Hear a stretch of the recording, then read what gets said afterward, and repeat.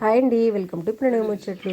పాప పుట్టినరోజు జరుపుకున్నాం కదండి. దాని తర్వాత పాపకి తిథుల ప్రకారం హర్షవర్ధన హోమం అయితే చేయించాము. హర్షవర్ధన హోమాన్ని ఆయుష్ హోమం అని కూడా అంటారు. ఇది ఆడపిల్లలు మగపిల్లలు ఎవరైనా చేయించుకోవచ్చు. కాకపోతే ఆడపిల్లలకి సర్టెన్ ఏజ్ లిమిట్ వరకే ఈ హోమం అయితే చేయిస్తారండి. తర్వాత మళ్ళీ ఇంకా ప్రెగ్నెన్సీలో 9th మంత్లోనే ఒక హోమం ఉంటుంది. ఇంకా ఆడపిల్లలకి ఇలాంటి హోమాలు ఏవి చేయించుకోరు అనమాట. మగపిల్లలు ఎప్పుడైనా చేయించుకోవచ్చు. నాకు తెలిసి ఎవరికైనా ఇంట్రెస్ట్ ఉంటే పిల్లలకి చేయించాలనుకుంటే మాత్రం మీకు దగ్గరలో ఉన్న పంతులు గారు వాళ్ళని ఎవరినైనా అడిగి తప్పకుండా చేయించండి. పిల్లలకి చేయిస్తే మాత్రం చాలా మంచిదిట. సో మేమైతే చేయించుకున్నాము. హోమ్ అయితే చాలా బాగా జరిగిందండి. మా మరిది వాళ్ళే చేశారనమాట. చూసేయండి.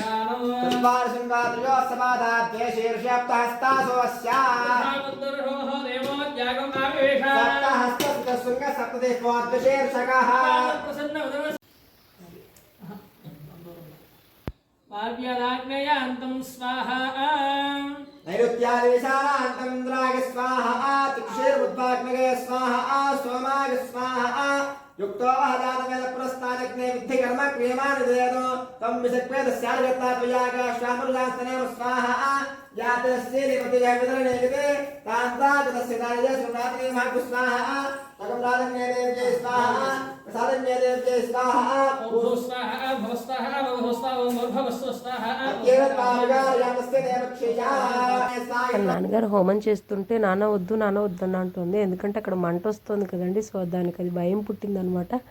హోమం అయితే చాలా బాగా జరిగింది. దీనికి దంపతులు ఇద్దరూ కూర్చొని హోమం చేయాలన్నమాట.